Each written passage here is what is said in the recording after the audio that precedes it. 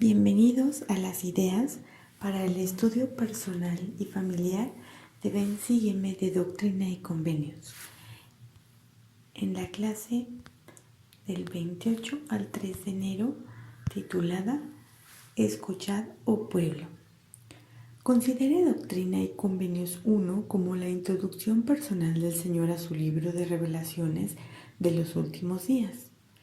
¿Qué desea usted que sepa sobre doctrina y convenios? Medite esta pregunta y anote cualquier impresión que reciba conforme lea la sección 1. En noviembre de 1831, la Iglesia de Jesucristo solo tenía 1 año y medio desde que había sido restaurada. Aun cuando estaba creciendo, seguía siendo un grupo desconocido de creyentes que vivían en una población escasamente asentada a orillas de la civilización, guiado por un profeta de 20 y tantos años. Pero Dios consideraba a esos creyentes sus siervos y sus mensajeros, y deseaba que las revelaciones que Él les había dado se publicaran al mundo.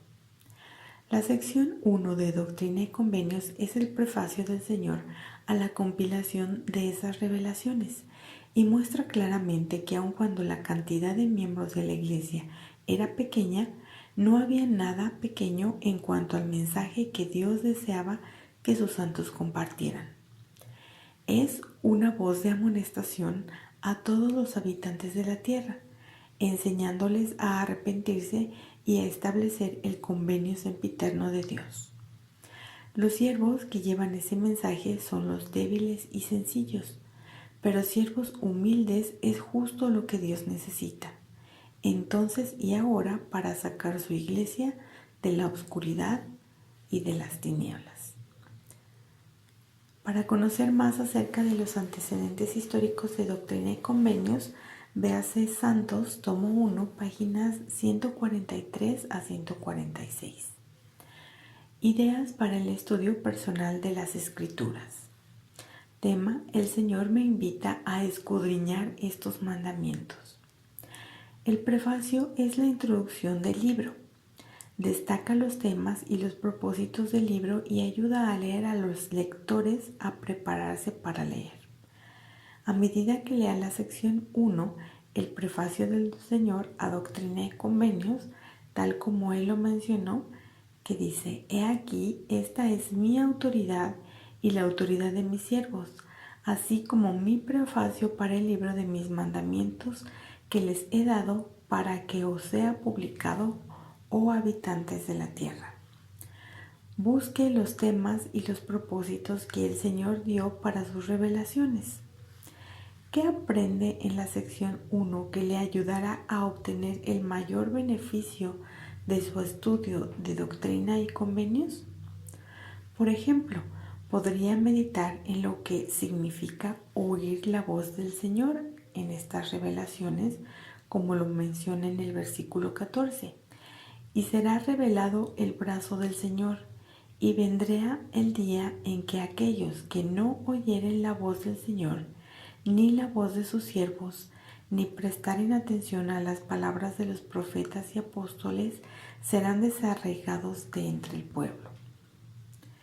O lo que significa escudriñar estos mandamientos en el versículo 37.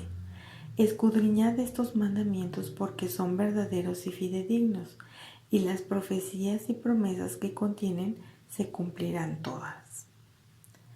También puede ayudarse en la sección titulada actualmente Introducción al libro de Doctrina y Convenios, que dice: el libro de Doctrina y Convenios es una colección de revelaciones divinas y declaraciones inspiradas que se han dado para el establecimiento y la regulación del reino de Dios sobre la tierra en los días postreros. Aun cuando la mayor parte de las secciones se dirigen a miembros de la Iglesia de Jesucristo de los Santos de los Últimos Días, los mensajes, amonestaciones y exhortaciones son para el beneficio de todo el género humano y contienen una invitación a todas las personas, donde quiera que estén, a escuchar la voz del Señor Jesucristo, que les habla para su bienestar temporal y su salvación sempiterna. La mayor parte de las revelaciones de esta recopilación se recibieron por medio de José Smith, hijo, el profeta y presidente de la Iglesia de Jesucristo de los Santos de los Últimos Días. Otras se expidieron por medio de algunos de sus sucesores en la presidencia. El libro de Doctrina y Convenios es una de las obras canónicas de la Iglesia junto con la Santa Biblia, el Libro de Mormón y la Perla de Gran Precio. Sin embargo, Doctrina y Convenios es singular porque no es una traducción de un documento antiguo, sino que es de origen moderno y fue dado por Dios mediante sus profetas escogidos para la restauración de su santa obra y el establecimiento del reino de Dios sobre esta tierra en estos días. En las revelaciones uno escucha la tierna, pero firme voz del Señor Jesucristo que habla de nuevo en la dispensación del cumplimiento de los tiempos, y la obra que con ello se inicia es la preparación para su segunda venida, en cumplimiento con las palabras de todos los santos profetas desde el principio del mundo y de conformidad con ellas.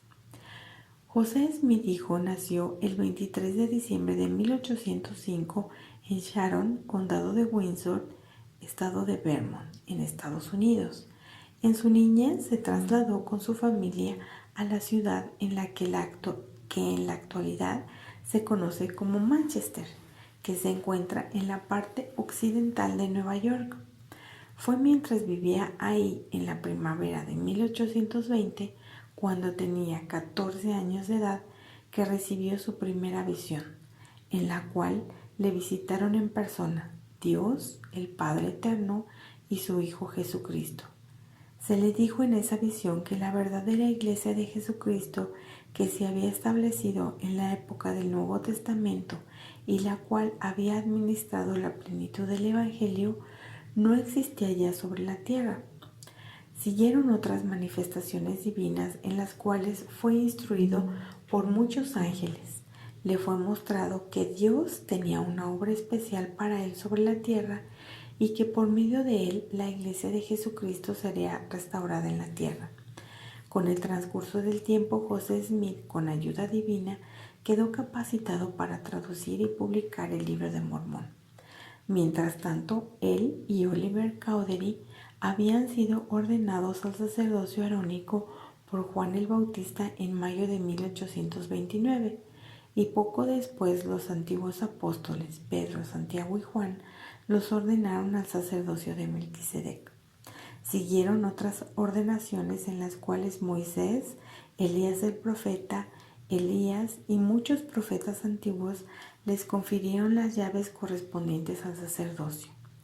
Estas ordenaciones fueron, y de hecho, una restauración de la autoridad divina al hombre sobre la tierra. El 6 de abril de 1830, bajo dirección celestial, el profeta José Smith organizó la Iglesia, por lo que la Iglesia verdadera de Jesucristo una vez más funciona como institución entre los hombres con la autoridad para enseñar el Evangelio y administrar las ordenanzas de salvación. Estas revelaciones sagradas se recibieron como respuesta a la oración en épocas de necesidad y surgieron de situaciones reales de la vida, vividas por personas también reales. El profeta y los que con él se asociaban buscaron orientación divina, y estas revelaciones certifican que la recibieron. En las revelaciones uno ve la restauración y el despliegue del Evangelio de Jesucristo y la introducción de la dispensación del cumplimiento de los tiempos. También se manifiestan en estas revelaciones el movimiento de la Iglesia hacia el oeste, de Nueva York y Pensilvania a Ohio, a Missouri, a Illinois y por último a la gran cuenca del oeste de los Estados Unidos, así como los grandes esfuerzos de los miembros de la Iglesia que procuraban establecer sobre la tierra a Sion en los tiempos modernos. Varias de las primeras secciones tienen que ver con asuntos relacionados con la traducción y la publicación del Libro de Mormón.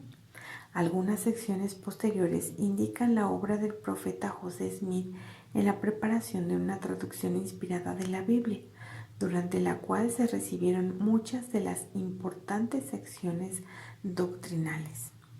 En las revelaciones se expone la doctrina del Evangelio con explicaciones acerca de los principios fundamentales, tales como la naturaleza del Padre, del Hijo y del Espíritu Santo, el origen del hombre, la realidad de Satanás, el propósito de la vida eterna, la necesidad de la obediencia, la necesidad del arrepentimiento, las obras del Espíritu Santo, las ordenanzas y las prácticas que corresponden a la salvación, el destino de la tierra, las condiciones futuras del hombre después de la resurrección y el juicio, lo eterno de la relación conyugal, la naturaleza eterna de la familia. De igual manera se indica el despliegue gradual de la estructura administrativa de la Iglesia con el llamamiento de obispos de la primera presidencia, del Consejo de los 12 y de los 70, así como el establecimiento de otros oficios y quórums presidentes. Por último, el testimonio que se da de Jesucristo, de su divinidad, su majestad, su perfección, su amor y su poder redentor, hace de este libro una gran obra de valor para la familia humana y de tal estima para la Iglesia como las riquezas de toda la tierra.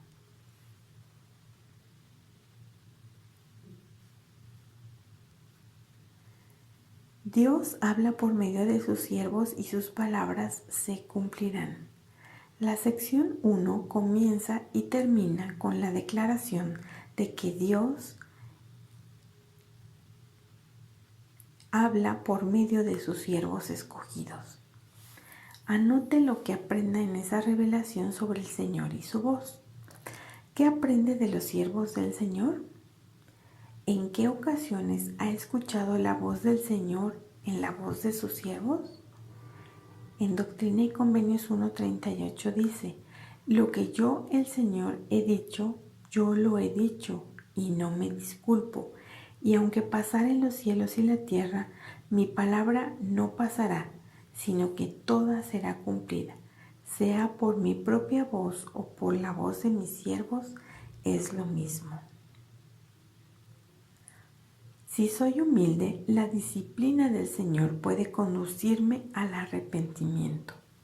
Observe que en el versículo 3, que dice: y los rebeldes serán traspasados de mucho pesar, porque se pregonarán sus iniquidades desde los techos de las casas, y sus hechos secretos serán revelados. Y en los versículos 24 al 28, que dice: he aquí, soy Dios y lo he declarado. Estos mandamientos son míos y se dieron a mis siervos en su debilidad, según su manera de hablar, para que alcanzasen entendimiento, y para que cuando errasen fuese manifestado, y para que cuando buscasen sabiduría fuesen instruidos, y para que cuando pecasen fueran disciplinados, para que se arrepintieran, y para que cuando fuesen humildes fuesen fortalecidos y bendecidos desde lo alto y recibieran conocimiento de cuando en cuando. En estos versículos el Señor dijo que los pecados y errores del pueblo serían dados a conocer. En uno de los casos es una experiencia dolorosa y llena de pesar, y en el otro caso es instructiva. ¿Por qué son tan diferentes estas situaciones? Considere cómo reacciona cuando se da cuenta de sus pecados y debilidades. ¿Qué cualidades se encuentran en los versículos anteriores que le puedan ayudar a responder de manera correcta? ¿Qué enseñan estos versículos junto con los versículos 1 al 33 sobre la forma en la que el Señor ve las debilidades y pecados que usted tiene? En los versículos 31 al 33 dice: porque yo, el Señor, no puedo considerar el pecado con el más mínimo grado de tolerancia. No obstante, el que se arrepienta y cumpla los mandamientos del Señor será perdonado. y al que no se arrepienta le será quitada aún la luz que haya recibido, porque mi espíritu no luchará siempre con el hombre, dice el Señor de los ejércitos. También puede ver Proverbios 3, del 11 al 12, que dice: no rechaces, hijo mío, la disciplina de Jehová, ni te canses de su corrección, porque Jehová corrige al que ama, como el padre al hijo a quien quiere. Y Éter 12:26, que dice: y si los hombres vienen a mí, les mostraré su debilidad. Doy a los hombres debilidad para que sean humildes, y basta mi gracia a todos los hombres que se humillan ante mí, porque si se humillan ante mí y tienen fe en mí, entonces haré que las cosas débiles sean fuertes para ellos. Y en Moroni 6:8 dice: mas cuantas veces se arrepientan y pidan perdón con verdadera intención, se les perdonaba. El Señor restauró su Evangelio para ayudarme a hacer frente a los desafíos de los últimos días. Aun cuando la sección 1 advierte sobre días angustiantes por venir, también contiene un mensaje alentador.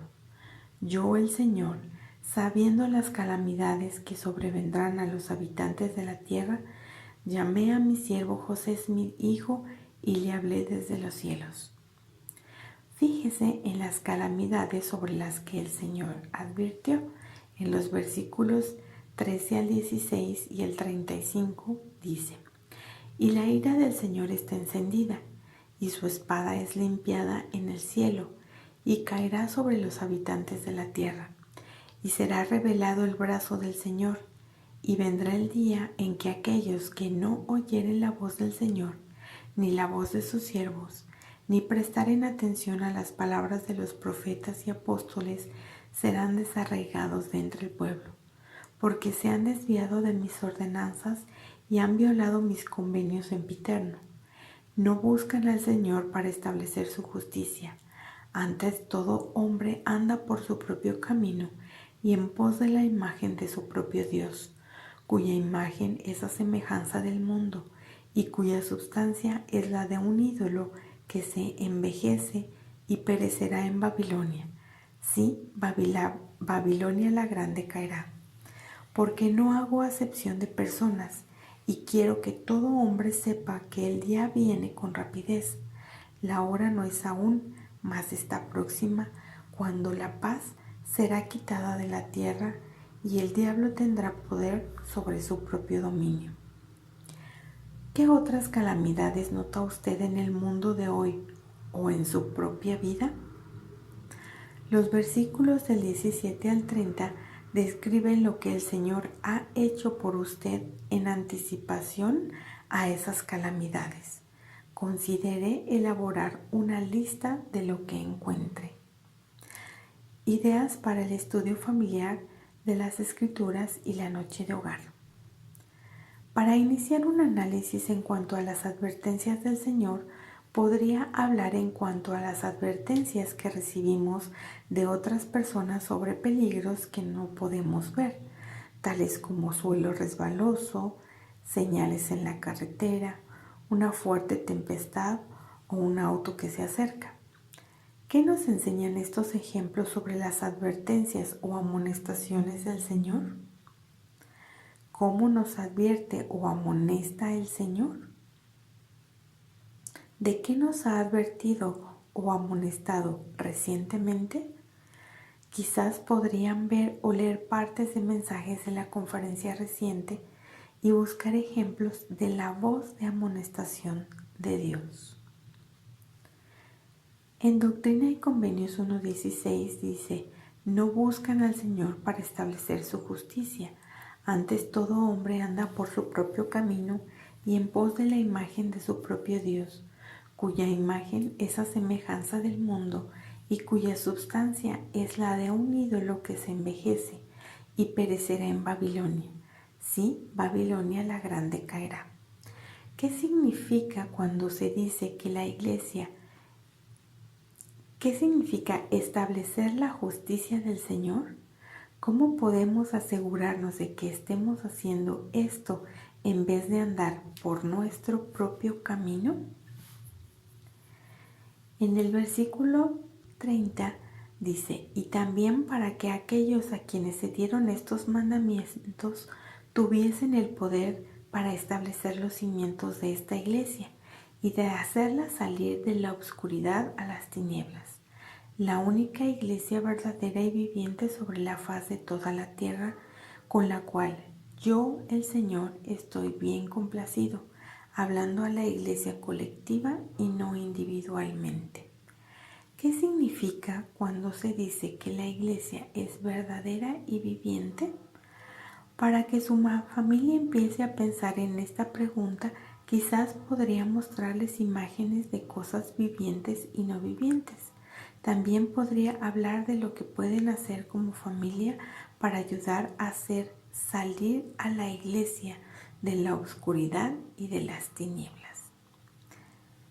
En el versículo 37 dice, escudriñad estos mandamientos porque son verdaderos y fidedignos, y las profecías y promesas que contienen se cumplirán todas.